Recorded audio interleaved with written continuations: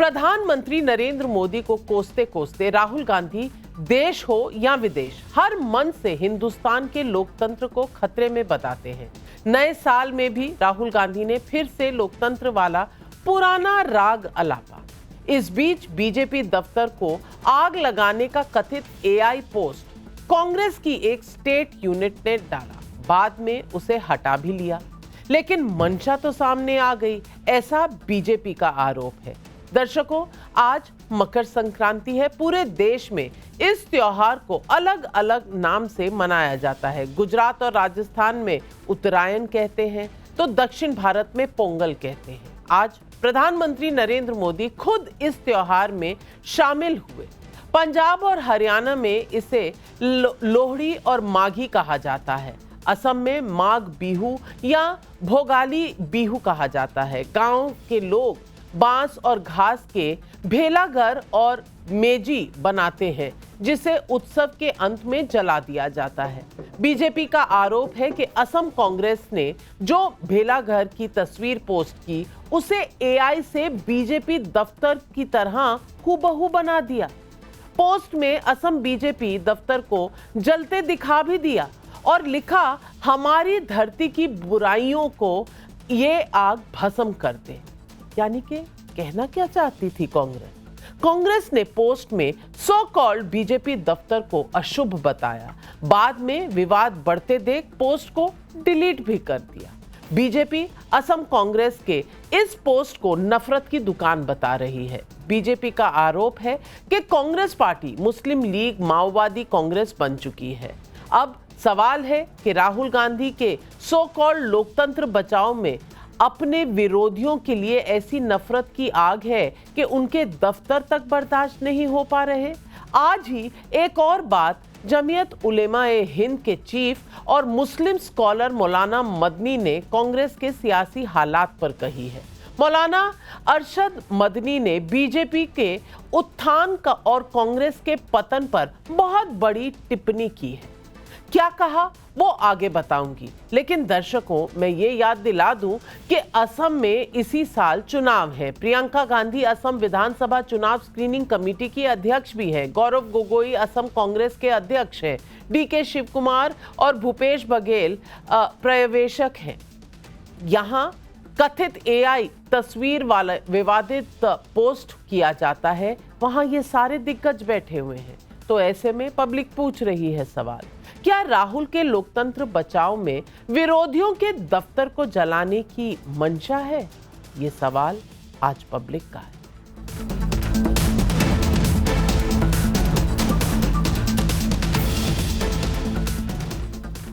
जमीयत उलेमा-ए-हिंद के चीफ और AIM-PLB के वाइस प्रेसिडेंट अरशद मदनी को कौन नहीं जानता।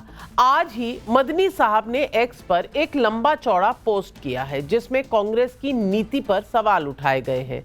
मदनी का पोस्ट लंबा है, लेकिन कांग्रेस को लेकर क्या लिखा है उसके कुछ पॉइंट मैं आपके सामने रख रही हूं। मदनी लिखते हैं, आजादी के बाद कांग्रेस ने अपने शासनकाल में धर्म के आधार पर नफरत की राजनीति पर लचकदार नीति अपनाई। उसने देश और संविधान दोनों को बड़ा नुकसान पहुंचाया। मदनी ने आगे ये भी लिखा है कि एक दुखद सत्य है कि कांग्रेस के नेताओं ने पहले दिन से धर्म के आधार पर नफरत की राजनीति के विरोध में एक लचकदार नीति अपनाई, सांप्रदायिक शक्तियों के साथ नरमी भी बरती। मौलाना मदनी यहाँ सांप्रदायिक ताकतों को महात्मा गांधी की हत्या के लिए जिम्मेदार ठहरा रहे हैं। सवाल मौलाना मदनी से भी है कि उनके लिए सांप्रदायिक ताकतों से मतलब क्या एक तरफा है? क्या वोट बैंक के लिए अल्पसंख्यकों को फिर से डराने का काम शुरू हो गया है? क्योंकि बंगाल और यूपी दो बड़े राज्यों में चुनाव आ रहा है और कांग्रेस से कंपटीशन जरूरी है, क्योंकि इन दोनों राज्यों में कांग्रेस का तो सुपड़ा लगभग साफ ही है, तो मुस्लिम वोट वहां से निकाल कर कहीं और ले जाना है। हालांकि 2 दिन पहले AIMIM चीफ असदुद्दीन ओवैसी ने भी कहा है कि जो लोग सेक्युलरिज्म के नाम पर वोट हासिल करते हैं, इन्हीं लोगों ने गरीबों, दलितों और मुसलमानों का बड़ा बेड़ा गर्क किया है। सुनिए ओवैसी ने क्या कहा। तो आपको ये पहचानना पड़ेगा कि सेक्युलरिज्म के माने क्या है। मैं जब कहता हूं कि जो लोग सेक्युलरिज्म की मिसाल देकर वोट हासिल करते, सबसे ज्यादा बेड़ा गर्क किया इन्होंने दलितों का, मुसलमानों का, तो यही लोगों ने किया।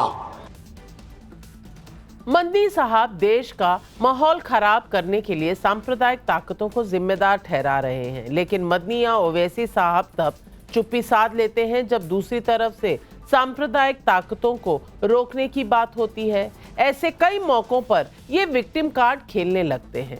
मतलब नौबत ऐसी है कि चित भी मेरी पट भी मेरा। मैं पूछती हूँ मदनी या ओवैसी जी से, असम कांग्रेस के उस नफरती पोस्ट पर आप क्या कहेंगे? ये आपको नजर नहीं आया? नफरत की आग वाली ये कैसी मोहब्बत की दुकान है? बीजेपी इसे लेकर क्या कह रही है वो आप खुद सुनिए। केवल नफरत की भाईजान और धमकी की भाईजान है। गाली गलौज और हिंसा करने के बाद अब कांग्रेस ने असम में अपने नेताओं को भड़काया है कि वो जाकर बीजेपी के दफ्तर को और ऑर्गेनाइजेशनल स्ट्रक्चर्स को आग लगा। उन्होंने एक प्रकार से अपने वोट बैंक को ये हिदायत दी है कि जाकर वो असम में बीजेपी के कार्यालय को आग लगा दे। असम कांग्रेस का ट्वीट ये स्पष्ट करता है कि कांग्रेस पार्टी एक मुस्लिम लीग माओवादी कांग्रेस बन चुकी है। इससे यह भी स्पष्ट होता है कि राहुल गांधी की कांग्रेस का चरित्र देश विरोधी है। मैं आपको यह भी फैक्ट बता दूं कि असम कांग्रेस ने यह पोस्ट डिलीट कर दिया है, और डिलीट करने का मतलब है कि पोस्ट कहीं ना कहीं गलत था, यह भी वो मान रहे हैं। लेकिन राहुल गांधी ने पोस्ट को लेकर चुप्पी क्यों साधी हुई है, ये समझ में नहीं आया। प्रियंका गांधी ने भी पब्लिकली कुछ नहीं बोला, जबकि वो असम में ही स्क्रीनिंग कमेटी की हेड है। दूसरी तरफ राहुल गांधी लोकतंत्र खतरे में है वाली पुरानी डफली बजाते नए साल पर भी नजर आए। सुनिए, लेकिन जरा ये सोचिए कि लोकतंत्र खतरे में होता है तो क्या कांग्रेस पार्टी ऐसी एआई तस्वीर बनाकर किसी दूसरे विरोधी पार्टी के दफ्तर को आग के हवाले करना दिखा सकती है, जैसा बीजेपी आरोप लगा रही है? लेकिन राहुल गांधी को नरेंद्र मोदी के खिलाफ नैरेटिव सेट करना है। सुनिए कल उन्होंने क्या कहा। One of the things that I have been talking about is the attack on our democratic foundations. Yes. India is a democratic country, Yes, sir. but today our democratic system is under attack. Democracy is voice. So democracy is the idea that you should have a voice, Yes. I should have a voice, all these people should have a voice, all those children in front of us should have a voice. Yes. So democracy is what gives India its voice. Yes. And I've been saying that our democratic structure is under attack, and so our voice, the voice of our people, is under attack. Yes. And it is under attack by those in government.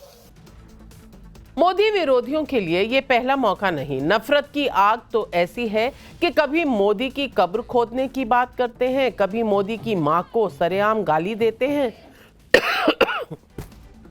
माफ कीजिएगा, भाषा ऐसी कि कोई दुर्योधन दुशासन से तुलना करता है।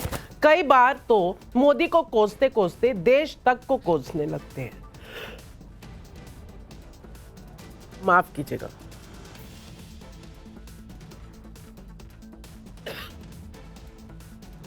कुछ विरोधी तो ऐसे हैं जो शर्जील इमाम को उमर खालिद जैसे दंगे के आरोपियों को स्कॉलर बता देते हैं।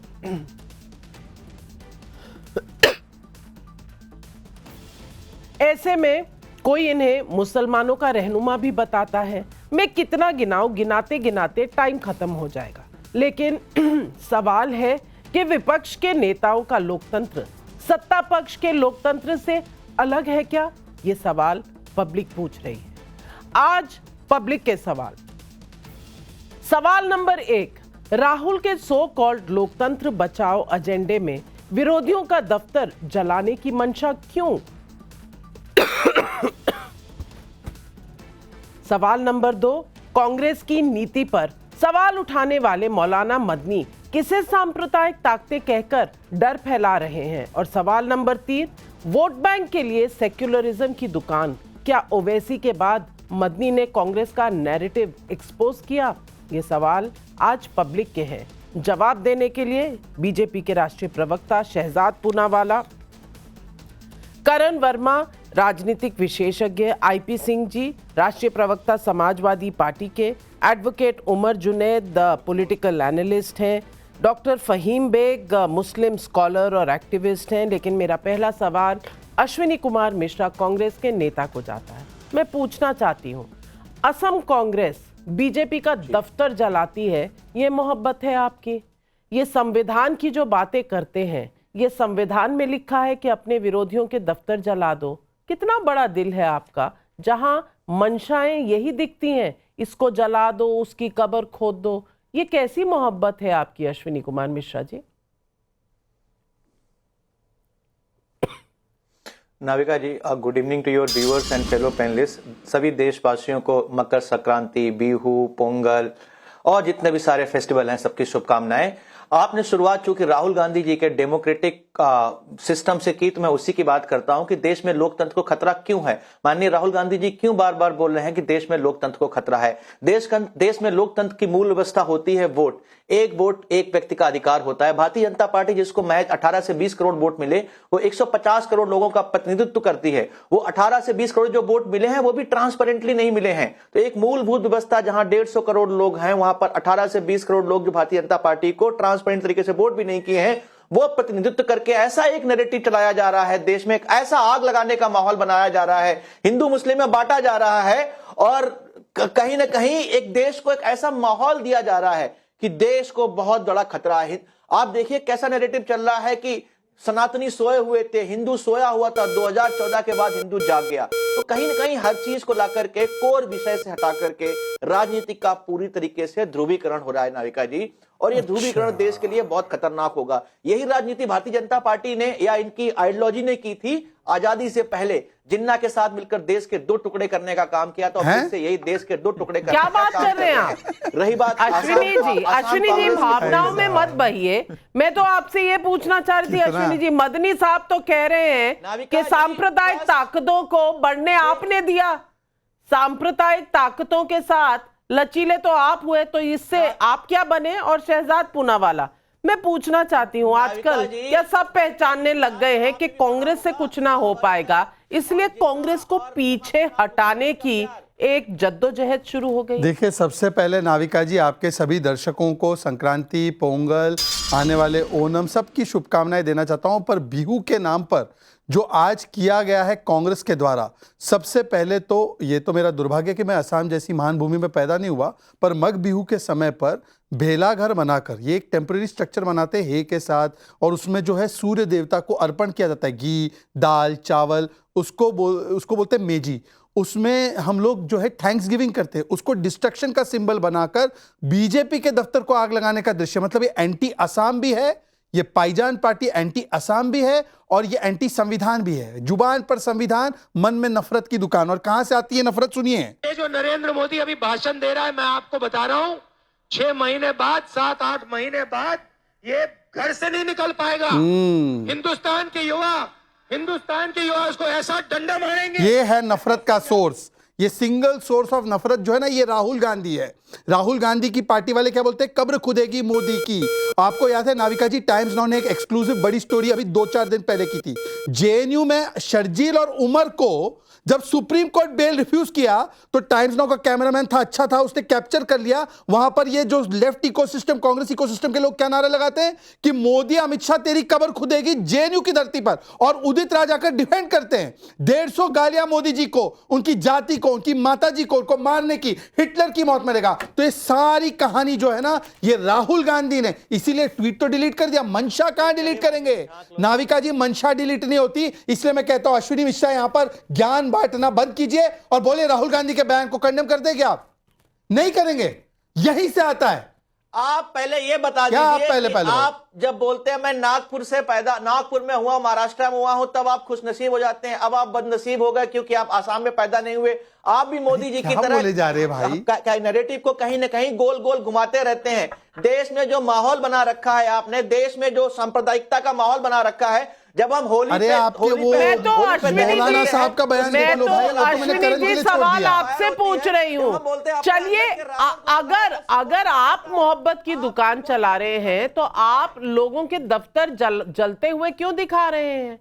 आपको तो मोहब्बत जाहिर करनी चाहिए, खुद कर नहीं पा रहे, दूसरों में ऐप ढूंढ रहे हैं। ट्वीट डिलीट किया नाविका, अब ट्वीट क्यों डिलीट किया? आईपी सिंह जी से मैं पूछना चाहती हूँ। आईपी सिंह जी, मैं जानती हूँ कि इस मुल्क में जहां पर हम रहते हैं वहां लोकतंत्र बहुत स्ट्रांग है। लोकतंत्र में एक सत्ता पक्ष है, एक विरोधी पक्ष है। अब विरोधियों को पूरा पूरा हक है कि वो मुश्किलें निकालें, वो क्रिटिसाइज करें, वो पॉइंट आउट करें क्या क्या फेलियर्स हैं सरकार के। ये सब आपके इख्तियार में है, ये सब कुछ आपका हक बनता है। लेकिन ये नफरत नहीं है कि किसी के दफ्तर को जलाने को ही आप विरोध समझें, आप किसी की कब्र खोदने को विरोध समझें। मैं पूछना चाहती हूं, मतभेद हो सकते हैं, आइडियोलॉजीज अलग अलग हो सकती हैं, लेकिन जो वाजपेयी जी ने एक बार कहा था, मनभेद नहीं होने चाहिए। यहां तो मुझे लगता है एक दूसरे के बारे में हम ये कामना करने लग गए हैं कि भाई तुम हो तो हो क्यों, जिंदा हो तो हो क्यों, एग्जिस्ट करते हो तो क्यों करते हो, दफ्तर जलाने का मतलब क्या है कि नामो निशान मिटा देंगे। क्या ये सोच, ये परंपरा सही है? नाविका जी, 1.5 दशक हो गया आप देश की मुख्यधारा में, मीडिया की मुख्यधारा में मुखर रूप से रही हैं। सर लेकिन मैं तो मीडिया से बार 1.5 बार दशक सवाल से होते नहीं हैं। हूं, 3.5 दशक जब- से हूं। मैं 1.5 दशक से मैं व्यक्तिगत रूप से जानता हूं, तो मैं जी। 1.5 दशक की बात करूं। हाँ, निश्चित तौर से आप 2, 2.5, 3 दशक से मीडिया जगत में है, दिग्गज हैसियत आप रखती हैं। तो मेरे सवाल ये है कि उसी मीडिया से मेरे सवाल हैं कि एशिया की सबसे कमजोर परफॉर्मेंस देने वाली हमारा रुपया, हमारी करेंसी, हम बताइए हम कहां खड़े होते हैं? आज चीन डंके की चोट आसाम पर में कहता हमारे है ऑफिस को क्यों आ गए? कि साहब हमने सरप्लस $1.2 ट्रिलियन का हमने बजट वाले कागज पढ़ रहे हैं अकेले आज। बजट दुनिया डिबेट में का हमने कागज आ गया। एक्सपोर्ट किया, और हम कहीं न कहीं हम भी 10% लगभग के आसपास हैं। हम कहां खड़े? क्या इस पर हम चर्चा नहीं कर सकते? हमारा रुपया गिर रहा है, हमारा एक्सपोर्ट लगातार डाउन हो रहा है, क्या हम इस पे चर्चा नहीं कर सकते? गलवान घाटी, एक्सपोर्ट हाई गलवान घाटी है। में भारतीय सेना के क्या बोले जा रहे हैं? 20 एक्सपोर्ट जवान हाईएस्ट शहीद पे है। हो गए। क्या उसको लेकर जिस तरह से आप communist party of India BJP के दफ्तर में आकर कम्युनिस्ट पार्टी ऑफ इंडिया, वो कम्युनिस्ट पार्टी ऑफ इंडिया जब वन पार्टी सिस्टम है, जिसके तरफ भारतीय जनता क्या पार्टी बोल रहे हैं? कम्युनिस्ट आगे पार्टी बढ़ ऑफ रही है इंडिया। देश में, लोकतंत्र का गला घोटकर सिर्फ वन पार्टी सिस्टम की तरफ जा रही है। चुनाव आयोग क्या कर रहा है? चुनाव आयोग ने राज्यों में हैक कर लिया। जिस तरह से कांग्रेस का आईटी आईपी सिंह जी, आपके तार किधर से किधर जुड़ रहे हैं? कम्युनिस्ट पार्टी ऑफ इंडिया नहीं आई हमारे दफ्तर, सरकार ने हैक वो कर आपके लिया। साथ बैठी है। आप एक बार भाई शहजाद पूनावाला भाई बॉडी बिल्डर है, दिखा रहे, हाँ मैं तो देख है, रहा हूं बॉडी कि है, वो न्यूज़ में भगवान ने इनका दिया घर है। वापसी कब हो रही है? हनुमान जी का भक्त हूं भाई, मैं। जिस तरह से आप कर रहे हैं, आप बताइए बीजेपी की तो ये पॉलिसी है, हाँ। और आरएसएस भी ये चाहता कि आप जैसे लोग घर वापसी करें। तो ये बताइए, अभी तो नीला पीला आपसे पहन के आ रहे हैं, या आप घर वापसी कब कर रहे हैं? सर हम घर छोड़ के ही नहीं गए ना कभी, हम अपने देश को मानते हैं, सनातन संस्कृति को मानते हैं। 2009 की सभी सोशल मीडिया सर हम सनातन को मानते हैं, हम यादव को हिंदू आईपी नहीं सिंह बोलते, ऐसे जी, नहीं आईपी बोलते। सिंह जी, मैं कुछ बातें यहाँ साफ कर दूं। आपने जो मुद्दे उठाए, रुपया, पैसा, एक्सपोर्ट इंपोर्ट, सब पर बात होगी। बजट भी आ रहा है, हम कोई मुद्दा छोड़ते नहीं, हर मुद्दे पर हम बात करते हैं, बहस करते हैं। सवाल नंबर 1 का जवाब मैंने दे दिया। सवाल नंबर 2 जो आपने पूछा, मैं बता दूं, रुपए की वैल्यू जरूर गिरी है, एक्सपोर्ट लेकिन बढ़ गया है। इतना यूएस का ड्यूटी लगने के बावजूद 22% ग्रोथ हुआ है एक्सपोर्ट में। ये फैक्ट्स है, मैं इस पर कोई डिबेट नहीं कर सकती, ये फैक्ट्स है। लेकिन आपने जो सवाल उठाए वो कौन से डिबेट का हिस्सा है मुझे नहीं पता, लेकिन आपके रंगों पर उन्होंने बहुत तगड़ी कमेंट कर दी है। शहजाद पूनावाला जी जवाब दें। सर देखिए, मैंने तो आज भगवा पहना है तो ऑब्वियसली आपत्ति तो होगी, और ये समाजवादी पार्टी वो समाजवादी पार्टी, आपने भी इनसे पूछा कि भाई भाजपा का दफ्तर जलाया, क्या व्यू है आपका, तो इनका तो व्यू राम भक्तों पर गोली चलाने वाला है। भाई बताइए, आईपी सिंह जी, मुलायम सिंह यादव जी ने तो गर्व किया था ना कि थोड़े और मार देने होते हिंदू तो मार ही देते हम। ये वो लोग हैं जो मठाधीश को माफिया बोलते हैं, ये वो लोग हैं जो दीपोत्सव में जब दिए लगते हैं हमारे सबसे गरीब वर्ग के लोगों के, तो उसको बोलते हैं कि नहीं ये हटा देना चाहिए। तो आईपी सिंह जी तो हमेशा हिंदू विरोधी रहे हैं, इनकी पार्टी हमेशा हिंदू विरोधी रही है। परंतु आईपी सिंह जी, मैं आपसे एक ही सवाल पूछना चाहता हूं, सुनिए, एक ही सवाल है मेरा, क्या राहुल गांधी ने ही तो नहीं उकसाया? ये लाठी डंडे मारने की बात मैंने सुनाई है। अब वहीं से ये क्लू लेकर असम कांग्रेस भी बोल रही है दफ्तर जला देंगे। देखिए, ये है बीजेपी का दफ्तर, ये बीजेपी का दफ्तर, और यही फोटो डाला है, और अगर नहीं होता तो क्यों डिलीट करते? आईपी सिंह जी स्टैंड लीजिए, आप तो संविधान के सेनानी हैं, आप संविधान रक्षक है, बताइए। आईपी सिंह जी, आपने कहा क्या लोकतंत्र एक तरफा हो सकता है? एक तरफा तो तभी होगा ना जब एक पार्टी के दफ्तर जला दिए जाएंगे। और करण वर्मा, मैं यही मंशा पूछना चाहती हूँ, एक तो पोस्ट डाला, फिर पोस्ट डिलीट कर दिया, लेकिन मंशा तो सबके सामने आ गई। मैं पूछना चाहती हूँ, जो मोहब्बत की बात करते हैं, कानून की बात करते हैं, संविधान की बात करते हैं, लोकतंत्र की बात करते हैं, क्या उन्हें ये शोभा देता? देखिए नाविका जी, सिर्फ आज ही एक पोस्ट डाल के डिलीट नहीं किया है, हमारे माननीय आईपी सिंह साहब ने भी एक पोस्ट डाला था आज से 2-2.5 साल पहले। देखिए, आप जब राहुल गांधी की बात कर रही थी तो आईपी सिंह साहब ने तुरंत टॉपिक चेंज कर दिया। आप लोग अचरज में होंगे क्यों टॉपिक चेंज किया, क्योंकि भाई आईपी सिंह साहब ने आज से 2 साल पहले एक बड़ा शानदार ट्वीट किया था। अश्विनी जी को नहीं अच्छा लगेगा, पर उन्होंने साफ कहा था, उनके शब्द, राहुल गांधी मंद बुद्धि हैं। अब ये आईपी सिंह साहब के शब्द हैं, मेरे नहीं है, पूछ लीजिए, और वो सच बोलते हैं हमेशा, इसलिए वो मानेंगे भी, कई बार उन्होंने बात कबूली भी है। तो आईपी सिंह साहब बड़े सच्चे व्यक्ति हैं, और उनका मानना है भाई ट्वीट डिलीट कर दिया तो चीज खत्म हो गई, तो इसलिए वो हट गए राहुल गांधी से जब आपने बात करी। पर एक सीरियस नोट पे नाविका जी, आज अगर हम देखें, हम, और मैं असम की अगर बात करूं, जिस तरह से कांग्रेस का एक इतिहास रहा है असम में कट्टरपंथियों को सर पे चढ़ाने का, चाहे वो बदरुद्दीन अजमल रहे हो, बदरुद्दीन अजमल से ये हटे तब जब एक कॉम्पिटिटिव पॉलिटिक्स स्टार्ट हो गई कि माइनॉरिटी वोट किसका होगा। उससे पहले बदरुद्दीन अजमल की जो जो टिप्पणियां आती थी और कांग्रेस से संपूर्ण संरक्षण उनको मिलता था। वो कहते थे हिंदू मर्द तो मर्द ही नहीं है, 4-4 बच्चे पैदा नहीं कर पाते हैं, कामाख्या भी हमारा है। इस तरह की शब्दावली पे कांग्रेस चुप रहती थी। कांग्रेस का हमेशा से इतिहास, चाहे हम IMDT एक्ट पे चले जाएं और चाहे इस मदनी पे चले जाएं, जरा ये मदनी के बारे में जानना बड़ा जरूरी हो जाता है नाविका जी। आज मदनी ने कांग्रेस को हड़का दिया कि भाई तुम काफी नहीं कर रहे हो। ये वही मदनी है और ये वही है जमाते उलेमाए हिंद, जिनके दफ्तर पे सबसे पहले पंडित नेहरू गए थे और उन्होंने कहा था भाई हमारे साथ चलो, और उन्होंने नेहरू जी से कहा था हमारे पर्सनल लॉ पे कभी मत बोलना, हिम्मत मत करना हमारे पर्सनल लॉ पे बोलने की। 4 शादियों का भी हक है हमें नाबालिग बच्ची से भी शादी करने का हक है, उस पर कभी मत बोलना। और नेहरू जी चुप रहे थे। आज यही जमाते उलेमाए हिंद केसेस लड़ रही है नाविका जी, सबके जो आप देखे, चाहे कमलेश तिवारी को जिसने मारा, घर घुस के लखनऊ में जिसके मारा, उसका लीगल केस कौन लड़ रही है? जमाते उलेमाए हिंद, इसी मदनी की जो संस्था है। यह सबसे बड़ी हलाल सर्टिफाइंग एजेंसी भी है इस देश की। 26/11, 7-11, पुणे बेस्ट बेकरी केस, जहां कोई आतंकी मिलता है उसके लिए केस लड़ने के लिए जमाते उलेमाए हिंद खड़ी हो जाती है। और कांग्रेस का एक एक व्यक्ति, चाहे इंदिरा गांधी रही हो, राजीव गांधी रही हो, सब इनसे गलबलियां करने इनके दफ्तर पे जाते थे। यह है कांग्रेस का असली चरित्र, और आज यही कांग्रेस को ज्ञान दे रहे हैं कि अरे तुमसे नहीं हो पा रहा, हमें बताओ, और कट्टर होने की जरूरत। क्योंकि अब जिन राज्यों में चुनाव है वहां कांग्रेस का अस्तित्व नहीं है।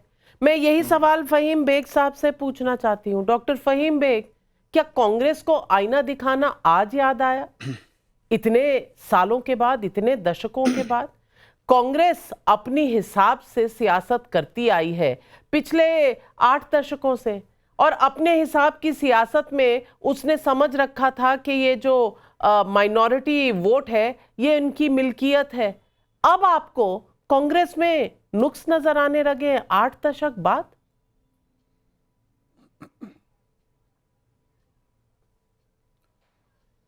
दिल के फफोले जल उठे सीने के दाग से, इस घर को आग लग गई घर के चिराग से। जिस तरह का नैरेटिव आज की डिबेट का है, ये सिलसिला सदियों पुराना है और ये चलता रहेगा। सत्ता के लोभी अपनी सरकारों को मैनिपुलेट करने के लिए किसी भी जाति, धर्म और समुदाय विशेष को इस्तेमाल करते रहे। कांग्रेस ये करती रही मुसलमानों को डराकर, आज हिंदुओं को डराकर आरएसएस और बीजेपी इस काम को बखूबी अंजाम दे रही है। मगर मुझे अफसोस हुआ कि जब सिंह साहब ने रुपए गिरने के ऊपर अगर कोई टिप्पणी की या अपनी तो और से एक स्टेटमेंट दिया तो शहजाद पूनावाला हंस रहे थे। ये अफसोस का मकाम है। मैं बताता, देश का रुपया गिर रहा है, देश में जिस तरह का माहौल बना हुआ है, आज हर शख्स एक दूसरे से डरा हुआ है। धार्मिक समुदाय विशेष के जो स्थल हैं वो महफूज नहीं हैं। कोई भी नफरती चिंटू आता है और कोर्ट में जाकर एक अर्जी डालता है, चंद चीज़ें लेकर पहुंचता है। कोर्ट इतना जल्दी में बैठा हुआ है कि तुरंत वो कार्रवाई करते हुए किसी भी समुदाय विशेष, खासतौर से एक समुदाय विशेष के धार्मिक स्थल के आसपास के माहौल को किस तरह ख़त्म कर दिया जाता है, जबकि अभी वो पूरा मामला जो है जुरिडिक्शन में है। और हमारे शहजाद पूनावाला साहब पता नहीं क्या क्या गिना रहे हैं। आप किसके भक्त हैं? अरे आप हैं भक्त तो हैं, आप घर पे हैं, आप नेशनल टीवी पे बैठे हैं, आप एक सरकार को रिप्रेजेंट कर रहे हैं, आप मुद्दों की बात कीजिए। अच्छा, कांग्रेस का जिस तरह का चरित्र रहा है वो सबके सामने है। आज वही टूल्स के रूप में इस्तेमाल कर रही है बीजेपी। आज देश का जो माहौल है, आस पड़ोस के देशों को भी हमें देखना होगा। ईरान किन चीज़ों से गुजर रहा है। कट्टरवादी सोच किसी भी देश विशेष में होगी तो उसका अंजाम अच्छा नहीं होगा। यहाँ पर समन्वय स्थापित करने की ज़रूरत है। और हमारे चैनल पे जो डिबेट में बैठे लोग हैं, इनको बताना होगा कि देश किस ओर जा रहा है। और आप यहाँ पर पहले आप तो ये बता दीजिए कि मदनी साहब ने जो कहा, क्या वो देश में डर का माहौल नहीं बना रहा? मदनी साहब को भी क्या ऐसा कहना चाहिए था? इस पर आपने कोई विशेष टिप्पणी नहीं दी। आपने इस पर भी कुछ नहीं कहा। जिस तरह से कांग्रेस ने बीजेपी को के दफ्तर को आग लगाकर अपना बिहू सेलिब्रेट किया है, इस पर आपकी जुबान चुप क्यों है? अफसोस तो इसी बात का है कि मुद्दों पर सियासत नहीं है। अरे ये मुद्दा है। ये मैं अपनी जबान खोलना चाह रहा हूं क्योंकि आज देश में मुद्दों पर चर्चा नहीं है। राजनीति इतनी नीचे स्तर की गिर गई है कि देश के प्रधानमंत्री उठकर अजीबोगरीब बातें करते हैं और विपक्ष जो है वो उनके जाल में फंसा हुआ है। आज आम आदमी की तो बात हो नहीं रही। उसकी थाली महंगी है, उसकी रोटी महंगी है, उसकी दवाई महंगी है, उसका रहना महंगा हो गया है। वो तमाम चीजों को हर चीज पर बोलेंगे, मदनी जी पर नहीं बोलेंगे। शहजाद पूनावाला जवाब। फहीम बेग साहब, क्योंकि आपने मुद्दों की बात की है तो मैं आपसे पूछना चाहता हूं। अभी आपने महंगाई की बात की, आप मुझे पिछले महीने का महंगाई दर बताइए। सबसे लोएस्ट था। आपके 50 ट्वीट और 50 रेजोल्यूशन उठा दूंगा ना एआईएमपीएल। अब बीच में नहीं साहब, बीच में नहीं, आपने लंबा बोला। एआईएमपीएल सर, मैंने आपके बीच में नहीं बोला। ना पसमानदा हूं इसका मुझे अशराफ समाज कोड़े ना मारे, अशराफ समाज कोड़े ना मारे, मुझे बोलने की आजादी। नाविका जी देखिए, एक पसमानदा बोलता है तो कैसे चौतरफा हमला होता है। प्लीज बेग साहब, मैंने आपको बहुत समय दिया, तब आपने कोई जवाब नहीं दिया। अब आप सुनेंगे जब शहजाद पूनावाला जवाब दें। ये यही है, ये सैयद मानसिकता है। ये बोलने नहीं देगी मुझे, पसमानदाओं को कुचलेगी, बोलने नहीं देगी। अब मुझे आप 50 आपके पिछले रेजोल्यूशन उठा दीजिए। अरे भाई अश्विनी मिश्रा, आप कहां से सैयद और अशराफ और पसमानदा के बीच में आ गए? आप क्या है? अब रुक जाओ भाई। अब सुनिए, 50 रेजोल्यूशन उठा लीजिए एआईएमपीएलबी के, जमीयत के और इनके ट्वीट उठा लीजिए। अगर एक में भी रुपये के बारे में हो तो मैं अपना नाम बदल दूंगा। एक भी नहीं है। हाँ, इनके रेजोल्यूशन क्या आते हैं? महिलाओं का काम है खाना बनाना, किचन में रहे। 3 तलाक का अधिकार तो मर्दों को होना चाहिए। महिलाएं मंदबुद्धि होती है, उनको 3 तलाक का अधिकार नहीं मिलना चाहिए। सुप्रीम कोर्ट शाहबानू से लेकर शायरा बानू तक गलत है। यूसीसी जो महिलाओं के सशक्तिकरण का हथियार है, संविधान में चाहे हो, हम तो शरिया मानते हैं, शरिया मानते हैं तो वक्फ के रिफॉर्म को भी नहीं मानेंगे, सीए को भी नहीं मानेंगे। ये तो इनके स्टैंड होते हैं और यहां पर आकर ज्ञान दे रहे हो हमें। अच्छा, मैं आपसे पूछना चाहता हूं, फहीम बेग साहब सुनिए। फहीम बेग साहब बीच में नहीं दिखे, मदनी ममदानी ना बने। आप मदनी हैं, ममदानी ना बने। मैं आपसे एक ही सवाल पूछ रहा हूं, 10 सेकंड, सिर्फ 10 सेकंड। मदनी जी का एक बयान बता दीजिए जहां पर उन्होंने कहा है कि हिंदुओं के खिलाफ बांग्लादेश में नरसंहार हो रहा है, इस्लामिक जिहाद हो रहा है। एक। अरे भाई, ममदानी कहां से आप तो बहुत ही पीस और अमन और शांति के दूत है ना। You are the ambassador of peace. जो धर्म के मजहब के नाम पर काटा जा रहा है हिंदुओं को, सीए का विरोध आपने किया। वही हथियार जो हिंदुओं को बचा सकता था। यह आपकी मानसिकता है। उम्मा के नाम पे जिहाद के साथ खड़े हो जाते हैं और बोलते हैं जिहाद होगा तो जुल्म होगा और फटेंगे दिल्ली में, और जस्टिफाई करते हैं दिल्ली ब्लास्ट। सब झूठ, सब झूठ। क्या सरासर झूठ। जिहाद जस्टिफाइड है? ये सरासर जिहाद जस्टिफाइड है? झूठ कहाँ है? सब सरासर सुनवा झूठ है, देती हूँ। आपकी मनगढ़ंत। आज ही कश्मीर में क्या कहा गया, शर्जील इमाम के बारे में क्या कहा गया, उमर खालिद के बारे में क्या कहा, ह्यूमन ये राइट्स सुनिए, एक्टिविस्ट।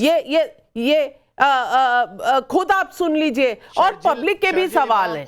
भूपेंद्र सिंह का बागपत यूपी से सवाल है। एआई तस्वीरों के जरिए बीजेपी दफ्तर को आग के हवाले करने की मंशा। कांग्रेस नेता बताएं, इस देश में नफरत कौन फैला रहा है? बाबूलाल शर्मा जयपुर राजस्थान से पूछ रहे हैं। राहुल गांधी सरकार पर नफरत फैलाने का आरोप लगाते हैं, लेकिन जो असम कांग्रेस ने किया, क्या उसमें राहुल गांधी को नफरत नजर नहीं आती? ये सवाल पूछा गया है। जुनैदी साहब जवाब दें।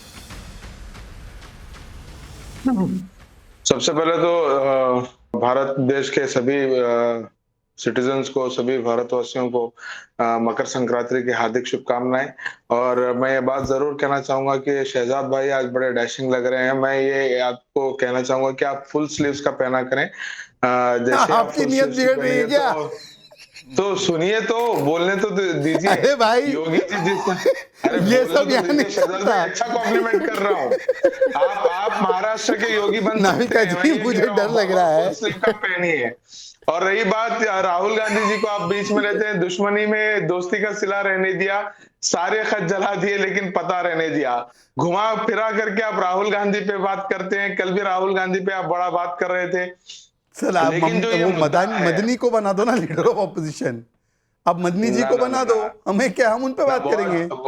मैं रेकमेंड करूंगा कि बहुत जल्द जब आपकी सरकार गिरेगी तो आपको लीडर ऑफ अपोजिशन बनाया जाए। जब कांग्रेस की सरकार होगी तो आप ही उसका विरोध करें। हमें तो बना देगी कुछ बीजेपी, आपको तो केवल इस्तेमाल कर रही है कांग्रेस। कब तक इस्तेमाल होंगे? यही तो बीजेपी भी करती है। नहीं, ये देखिए, अब मदनी जी भी बोलने लगे हैं कि आप तो इस्तेमाल हो रहे हो ना। मदनी जी बोल रहे हैं, कांग्रेस को बोल रहे हैं, ठीक है, अच्छी बात है। वो उनका दुख होगा, वो अच्छा उनका दुख होगा।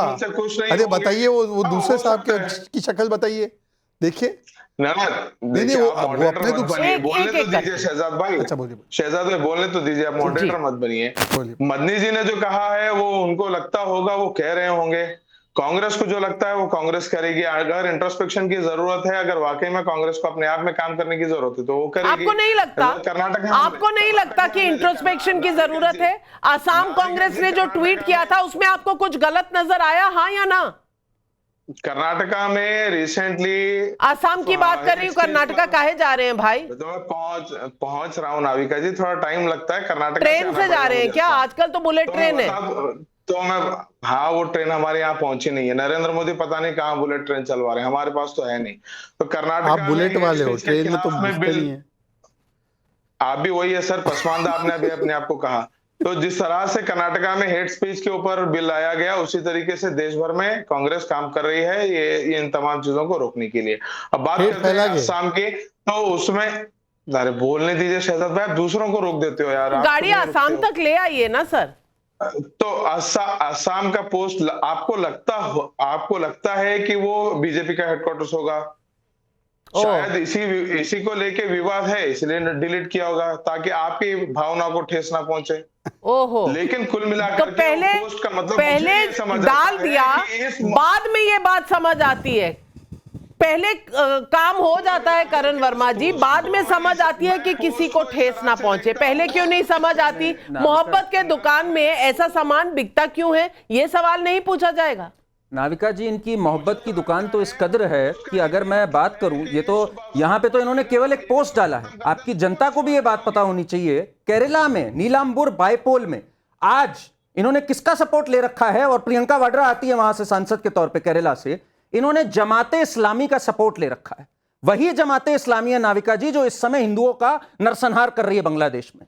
तो अगर कोई भी इस पे घरियाली आंसू बहाता है ना कि हिंदुओं के साथ क्या हो रहा है बांग्लादेश में, जो वहां कर रहे हैं जमाते इस्लामी, उसकी भारत के चैप्टर से इन्होंने सपोर्ट ले रखा है नीलंबुर बायपोल में। और कश्मीर में, जहां एक राज्य जहां पर बैंड है, वहां पर ये सब साथ आ जा रहे हैं कि इनमें से बैन हटाओ, बैन हटाओ। और पिनरई विजयन इनसे बोलते हैं फ्लोर ऑफ द हाउस पे, तो वीडी सतीशन कहते हैं अरे मेरे को मानना है अब ये सेक्युलर हो चुके होंगे, अब इतने भी कट्टरपंथ पे नहीं उतरे हैं। ये तो हालत है। जहां कोई कट्टरपंथ इनको दिखता है, कट्टरपंथ इस्लाम, ये वहां पर जाकर अपना वहां पर अलायंस बना लेते हैं। चाहे कभी फुरफुरा शरीफ रहा हो, कभी बदरुद्दीन अजमल रहा हो, कभी यहां पर हो जैसे नीलमपुर बायपोल में है। ये सच्चाई है कांग्रेस पार्टी की, कथनी में भी करनी में भी सिर्फ और सिर्फ नफरत है इनके।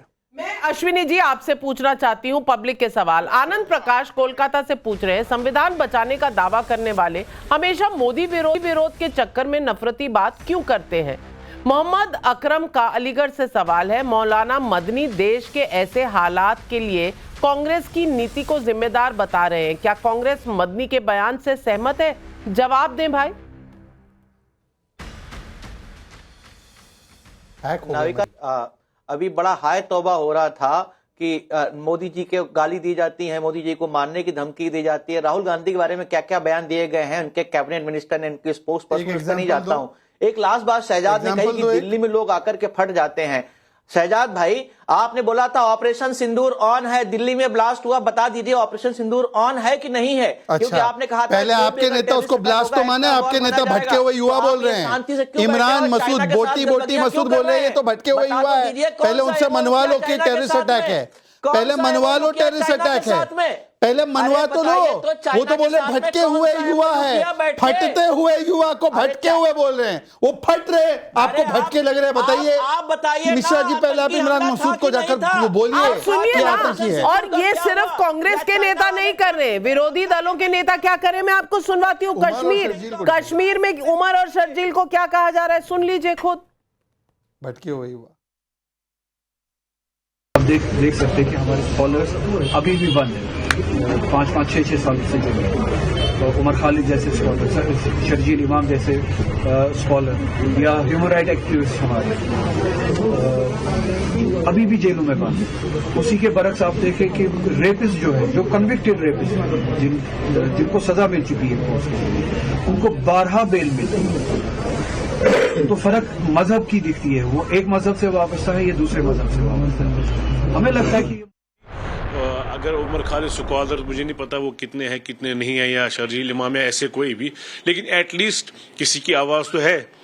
एक मुस्लिम लीडर्स तो हैं मुल्क में, जहां जब तक कि उन पे कोई ऐसी कोई बात वाजिया ना हो कि उन्होंने मुल्क के खिलाफ काम किया, उनको जेल में रखिए। लेकिन विदाउट ट्रायल आप लोगों को जेल में 5-5, 6-6 साल रख रहे हैं। अब आईपी सिंह जी आपसे पूछ लेती हूँ, पब्लिक के सवाल है। मेरे सवालों से आप थोड़े से नाराज हो जाते हैं, तो पब्लिक के सवाल आपके पास सुना रही हूं। मंजुला अवस्थी का नोएडा से सवाल है, पंडित नेहरू को प्रधानमंत्री बनाने के लिए कांग्रेस ने देश के बंटवारे का विरोध नहीं किया, अब राहुल को पीएम बनाने के लिए क्या वही साजिश हो रही है? ये सवाल आज पब्लिक पूछ रही है, इसीलिए मैं आपसे जानना चाहती हूँ। मैं अखिलेश यादव जी को देख चुकी हूँ, बहुत नज़दीकी से देख चुकी हूँ, और मैं जानती हूँ कि राहुल गांधी से तो बहुत ज़्यादा उनमें सियासी गुण भरे हुए हैं। क्या उनकी राजनीति इसकी इजाज़त देती है जिस तरह की नफरत आज कांग्रेस के पोस्ट से छलकती है और कई बार कांग्रेस के नेताओं के बयानों में छलकती है? देखिए नाविका जी, जिस तरह से शहजाद पूनावाले ने बार बार नेताजी का भी नाम लिया कि उन्होंने गोलियां चलवाई, मैं ये कहना चाहता हूं कि सीए के विरोध में उत्तर प्रदेश से 25 से ज्यादा हत्याएं हुई। क्या योगी आदित्यनाथ ने 12 बोर के कट्टे से हत्या करी? कानून व्यवस्था मुख्यमंत्री के हाथ में है। उस समय के तत्कालीन गृह मंत्री राम मंदिर निर्माण का कार्य कर रहे हैं। दूसरा कि शर्जील इमाम को लेकर मैं ये कहना चाहता हूं कि ये सुनिए, ये छात्र नेता थे, सुन लीजिए, इस छात्र नेता थे दोनों, इसी की सजा दी गई उनको। क्या बोले जा रहे आईपी सिंह जी, कम से कम अपनी पार्टी के बच्चे कुछ वोट तो मत खा जाओ। ये छात्र नेता थे, अरे सुप्रीम कोर्ट ने बेल डिनाई किया, सलाखों के पीछे बंद हैं। सुन लीजिए, इसी की सजा। पूरे देश देख रहा है। गजब है नाविका।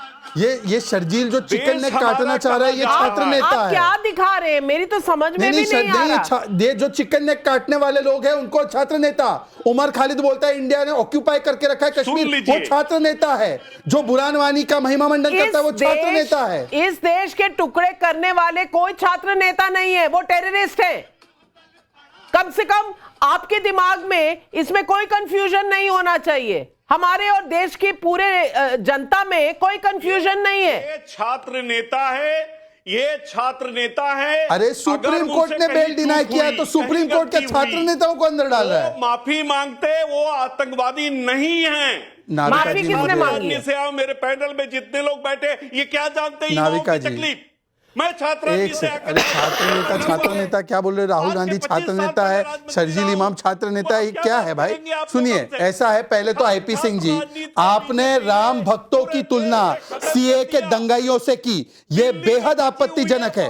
सीए के दंगाई जो कानून व्यवस्था और संविधान को चुनौती दे रहे थे, उनकी तुलना आप राम भक्तों से कर रहे हैं और जस्टिफाई कर रहे हैं कि राम भक्तों पर गोलियां चलाई। दूसरी बात, सुप्रीम कोर्ट ने 7 लोगों में से 5 को बेल दी।